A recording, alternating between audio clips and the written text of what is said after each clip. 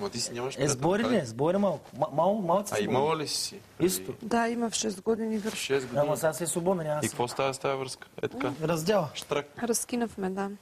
Ама... Няма да оставя. Македонец ли беше или?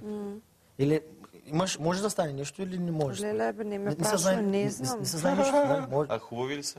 В смисъл. И жените, и мъжете? Да. Да, моят бивши дечко беше много хубав.